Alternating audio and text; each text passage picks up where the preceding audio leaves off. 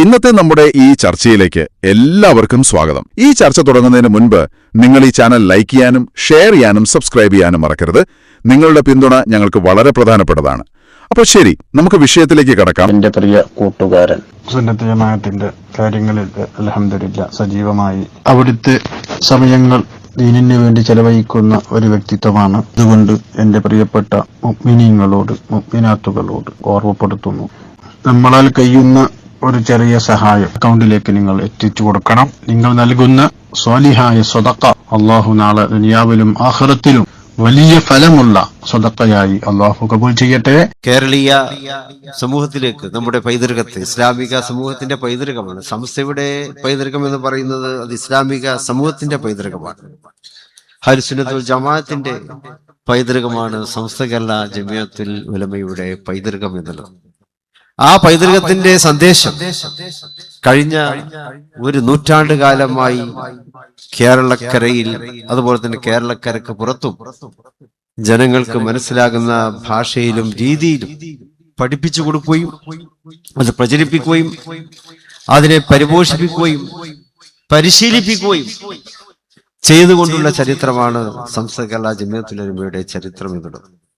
അത് കേവലം ഒരു കടലാസ് സംഘടന അല്ല, മറിച്ച് അത് ജനഹൃദയങ്ങളിലേക്ക് ഇറങ്ങിച്ചെന്നിട്ടുള്ള സൂഫി പാരമ്പര്യത്തെ ഉൾക്കൊണ്ടിട്ടുള്ള ഒരു പ്രസ്ഥാനമാണ്. സൂഫികൾ ജനഹൃദയങ്ങളിൽ സ്ഥാനം പിടിച്ചിട്ടുള്ളവരാണ്. വരക്കൽ മുല്ലക്കോയ തങ്ങൾ തുടങ്ങി ശംസുൽ ഉലമയും കണ്ണിയെത്തും. ആ ഉസ്താദുമാരിലൂടെയൊക്കെ തുടങ്ങിയിട്ടുള്ള പ്രസ്ഥാനം സൂഫി പാരമ്പര്യം തന്നെയാണ്. ആ പാരമ്പര്യത്തിന്റെ പതാക തന്നെയാണ് ആദരണീയനായ ജിഫ്രി മുത്തുക്കോയത്തങ്ങൾ സംസ്ഥയുടെ 100ാം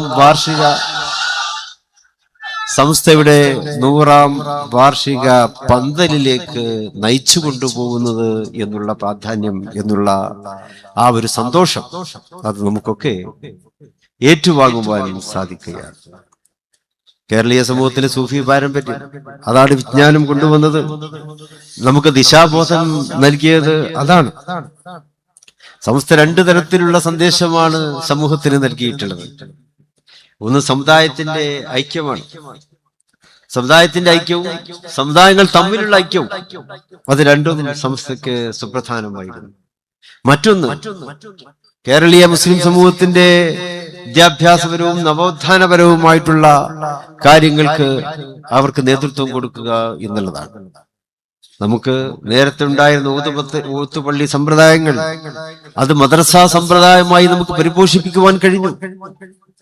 ഇന്ത്യയിൽ എന്നല്ല ലോകത്ത് മറ്റൊരിടത്തും കാണാത്ത വിധത്തിൽ മദ്രസ പ്രസ്ഥാനത്തെ സാർവത്രികമാക്കി. റൈറ്റ് ടു എഡ്യൂക്കേഷൻ എന്നുള്ളത് കഴിഞ്ഞ 10 കൊല്ലം മുമ്പ് മാത്രമാണ് ഇന്ത്യയുടെ പാർലമെന്റ് ഒരു നിയമമാക്കിയത്.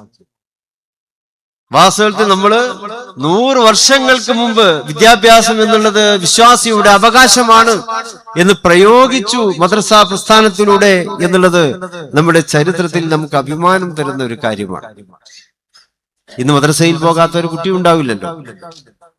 ഒരു മുസ്ലിമായി പിറന്ന കുഞ്ഞിന് 5 വയസ്സായി കഴിഞ്ഞാൽ അതിന്റെ രക്ഷിതാക്കൾ മദ്രസയിലേക്ക് ചേർക്കുന്നു. അന്ന് തുടങ്ങുന്ന ആ വിദ്യാഭ്യാസം അതവന്റെ ജീവിതത്തിലേക്ക് മുഴുവനുമുള്ള പ്രകാശമാണ്. അവൻ കടന്നു പോകുന്ന വഴികളിലൂടെയൊക്കെ ആ പ്രകാശം അവന് സഞ്ചാര വീഥികൾ ഒരുക്കി കൊടുക്കുന്നുണ്ട്. ഇരുളുകളിൽ നിന്ന് ഉള്ള പ്രകാശം, ഇരുളുകളിൽ നിന്ന് മഹത്തായ പ്രകാശത്തിലേക്കുള്ള വഴി, സഞ്ചാരം, അതാണ് അഹ്ലുസ് സുന്നത്ത് വൽ ജമാഅത്തിന്റെ സഞ്ചാരം എന്നുള്ളത്. അത് കേരളത്തിൽ ലോകത്ത് എവിടെയും ഇല്ലാത്ത വിധത്തിൽ നല്ലൊരു കേരള മാതൃകയായിട്ട് തന്നെ നമുക്ക് അവതരിപ്പിക്കുവാൻ കഴിഞ്ഞു. അങ്ങനെ മദ്രസകൾ, അറബിക് കോളേജുകൾ, മറ്റു ദീനീ സ്ഥാപനങ്ങൾ, അനാഥാലയങ്ങൾ, പ്രൊഫഷണൽ കോളേജുകൾ, ആർട്സ് കോളേജുകൾ, ഇന്നിപ്പോ ഡിജിറ്റൽ എഡ്യൂക്കേഷനും സംസ്ഥ കേരള ജമിയത്തുൽ ഉലമയുടെ സംസ്ഥ കേരള ഇസ്ലാം മത വിദ്യാഭ്യാസ ബോർഡിന്റെ കീഴിൽ വളരെ വിജയകരമായി നടന്നുകൊണ്ടിരിക്കുകയാണ്. മലയാളിയുടെ ജീവിതത്തില് ഒഴിച്ചുകൂടാനാവാത്ത ഒന്നാണല്ലോ പ്രവാസം എന്നുള്ളത്. ആ പ്രവാസം അനുഭവിക്കേണ്ടി വരുന്ന മലയാളികൾ ഗൾഫ് രാജ്യങ്ങളിലുണ്ട്, മറ്റു രാജ്യങ്ങളിലൊക്കെ ഉണ്ട്. എന്നാൽ ഗൾഫ് രാജ്യങ്ങൾ സംസ്ഥയുടെ തന്നെ നേരിട്ടുള്ള നിയന്ത്രണത്തിലുള്ള മദ്രസകൾ അവിടെ നമുക്ക് നടത്തുവാൻ സാധിക്കുന്നുണ്ട്. അതേ അവസരത്തിൽ മറ്റു രാജ്യങ്ങളിൽ, യൂറോപ്യൻ രാജ്യങ്ങളിൽ, അമേരിക്കയില്, ജപ്പാനില്, ഓസ്ട്രേലിയയില് ഒക്കെ ജീവിക്കുന്ന മലയാളികൾ, മുസ്ലിങ്ങളായിട്ടുള്ള മലയാളികൾ, അവരുടെ മക്കൾക്ക് മദ്രസ വിദ്യാഭ്യാസം ഒരു വിദൂര സ്വപ്നമായിരുന്നു എങ്കിൽ സമസ്ത കേരള ഇസ്ലാം മത വിദ്യാഭ്യാസ ബോർഡിന്റെ കീഴിലുള്ള ഓൺലൈൻ പദ്ധതിയിലൂടെ അവർക്കും മദ്രസ വിദ്യാഭ്യാസത്തെ എത്തിപ്പിടിക്കുവാൻ സാധിച്ചിരിക്കുന്നു. അവരുടെ കുട്ടികളും മദ്രസ വിദ്യാഭ്യാസം വളരെ അർത്ഥവത്തായ രീതിയിൽ തന്നെ നേടുവാൻ കഴിയുകയാണ്. ഇങ്ങനെ ലോകത്തിന്റെ നാനാഭാഗങ്ങളിലേക്കും വളരെ മാതൃകാപരമായി വിദ്യാഭ്യാസത്തെ വളർത്തിയ ഈ മഹാപ്രസ്ഥാനം അതിലൂടെ ഉണ്ടാക്കിയ സാമൂഹ്യ പരിവർത്തനം എന്നുള്ളത് നമ്മുടെ പ്രത്യേകിച്ച് കേരളീയ മുസ്ലിം സമൂഹത്തിന്റെ അഭ്യുന്നതിയാണ്. ഏത് മേഖലയിലും നമുക്ക് മുന്നേറുവാൻ സാധിച്ചിരിക്കുന്നു. വിദ്യാഭ്യാസം തന്നെയാണ് അടിസ്ഥാനം. മതപരമായ വിദ്യാഭ്യാസമുണ്ട്, ഭൗതിക തലത്തിൽ അക്കാഡമിക് വിദ്യാഭ്യാസവുമുണ്ട്.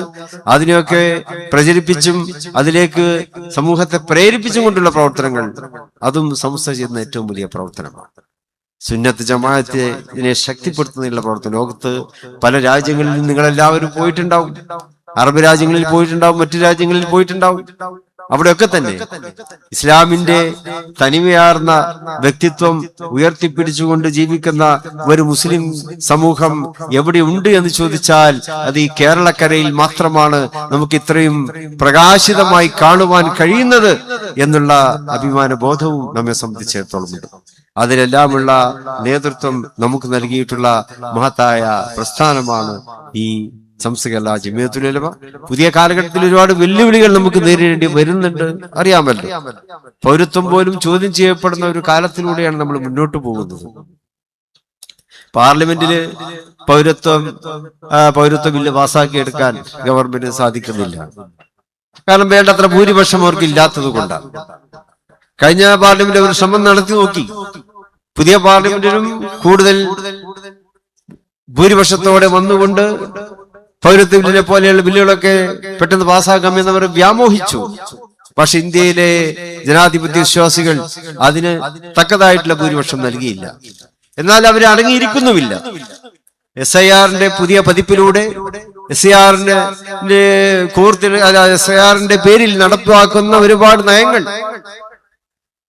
ഒരുപാട് നോംസ് ആൻഡ് കണ്ടീഷൻസ്, ഇതൊക്കെ തന്നെ പൗരത്വ നിഷേധത്തിലേക്ക് നയിക്കുന്നതാണോ എന്ന് നമ്മൾ സംശയിച്ചു പോവുകയാണ്. അപ്പൊ അവിടെയൊക്കെ തന്നെ നമ്മൾ വളരെയേറെ ശ്രദ്ധയോടെ തന്നെ കാര്യങ്ങൾ വീക്ഷിക്കേണ്ടതുണ്ട്. ഐക്യം നിലനിർത്തിക്കൊണ്ട് നമുക്ക് മുന്നോട്ട് പോകേണ്ടതുണ്ട്. ന്യൂനപക്ഷ ദളിത് ഐക്യം അത് ഇന്ത്യയെ സംബന്ധിച്ചിടത്തോളം വളരെ പ്രധാനമാണ്. ആ കാര്യത്തിൽ സമസ്ത എന്നും ജാഗ്രതയോടെ തന്നെ പ്രവർത്തിച്ചിട്ടുണ്ട് എന്ന് എപ്പോഴും പറയുവാൻ സാധിക്കും.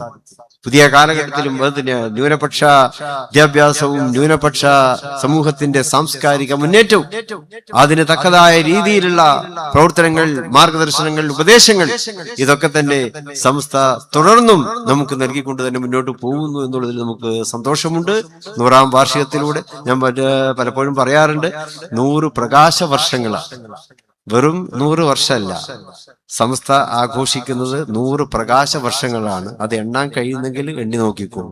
100 പ്രകാശ വർഷങ്ങളിലൂടെ ഈ സമുദായം, ഈ സംഘടന നമുക്ക് നൽകിയിട്ടുള്ള സന്ദേശങ്ങൾ അത് അത്രമേൽ വികസിതമാണ്, അത്രമേൽ വിപുലമാണ്. അത് ഖുർആനിന്റെ പാഠമാണ്, തിരുസുന്നത്തിന്റെ പാഠമാണ്. അവയെല്ലാം നമുക്ക് നൽകിയിട്ടുള്ള ആത്മീയതയുടെ പാഠമാണ്.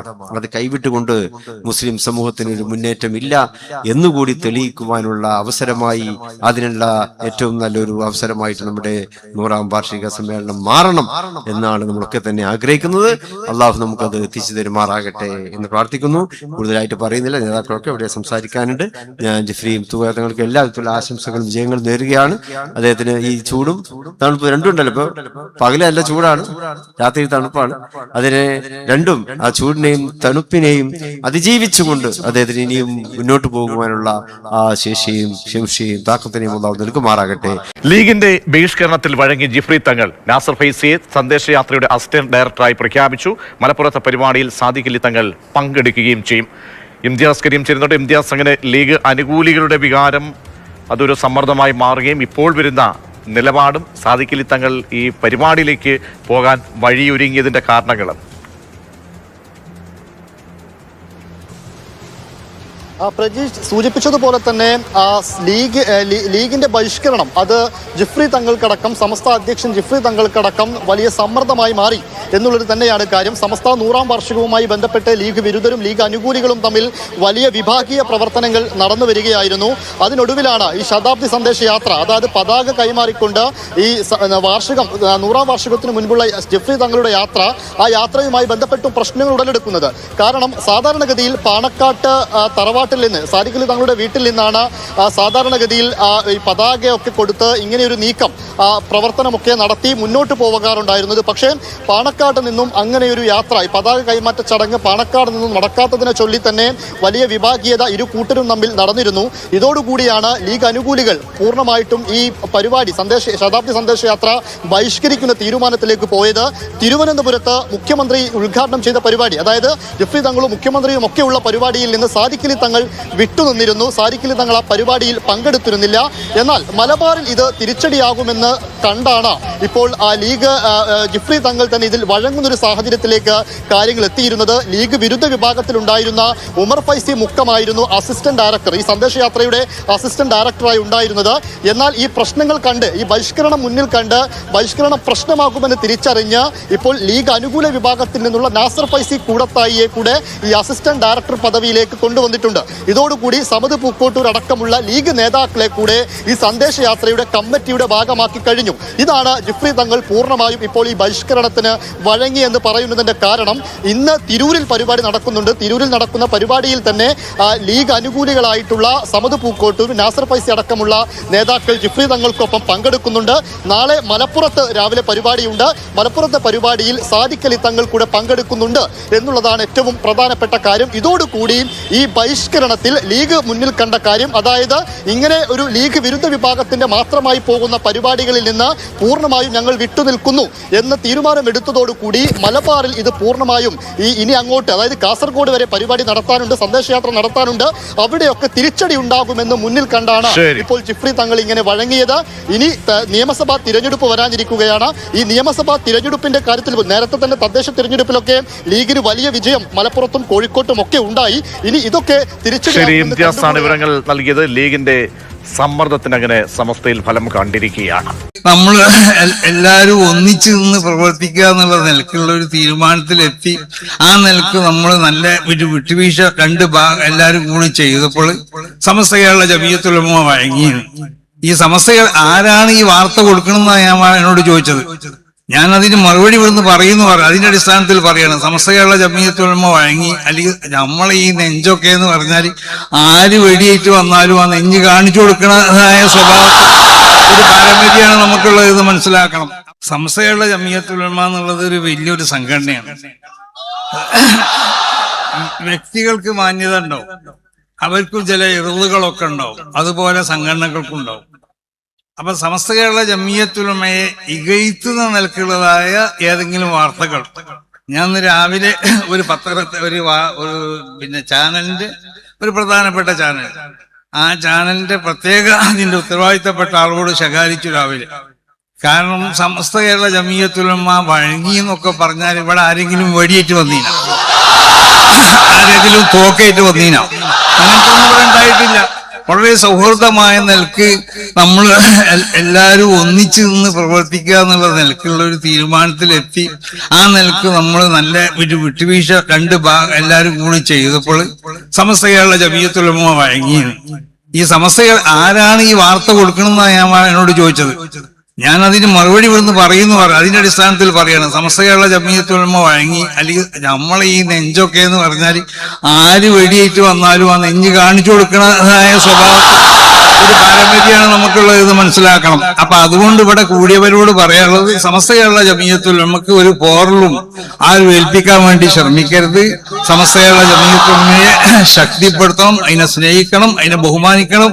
വഴങ്ങിയെന്നോ അല്ലെങ്കിൽ കുഴങ്ങിയെന്നുള്ള വാർത്തകൾ കൊടുത്തുകൊണ്ട് ഈ പ്രസ്ഥാനത്തിന് അതിന്റെ ശക്തി നശിപ്പിക്കാൻ ഏതെങ്കിലും ചാനലുകള് ശ്രമിക്കുന്നുണ്ടെങ്കിൽ ആ ചാനലുകളെ ഒറ്റപ്പെടുത്താൻ സമസ്ത കേരള ജമീയത്തുൽ ഉലമയുടെ അനുയായികൾ ശ്രമിക്കുന്നുള്ള കാര്യത്തിൽ യാതൊരു സംശയമില്ല എന്ന് എല്ലാവരോടും പ്രത്യേകമായി കൊണ്ട് ഉണർത്തിക്കൊണ്ടിട്ട് ഈ നൽകിയതായ സ്വീകരണത്തിലേക്ക്, ഈ രാജകീയമായ സ്വീകരണത്തിലേക്ക് നന്ദി എന്നുള്ള വാക്കിൽ അവസാനിപ്പിക്കാതെ അല്ലാഹു സുബ്ഹാനഹു വ തആല ഇതിന് സ്വാലിഹായ അമലായി കൊണ്ട് കബൂൽ ചെയ്യട്ടെ. ഇത്തരം വാർത്തകളും വിശേഷങ്ങളും അറിയാൻ ഞങ്ങളുടെ ചാനൽ ഉടൻ തന്നെ സബ്സ്ക്രൈബ് ചെയ്യുക, ലൈക്ക് ചെയ്യുക, ഷെയർ ചെയ്യുക. ജനങ്ങളിലേക്ക് എത്തിക്കണമെന്ന് നിങ്ങൾ ആഗ്രഹിക്കുന്ന വാർത്തകളും വിശേഷങ്ങളും പ്രമുഖരുടെ പ്രഭാഷണങ്ങളും ഞങ്ങളുടെ വാട്സപ്പ് നമ്പറിലേക്ക് അയച്ചു തരിക. നന്മ വളരട്ടെ, തിന്മക്കെതിരെ നമുക്ക് ഒരുമിച്ച് നിൽക്കാം.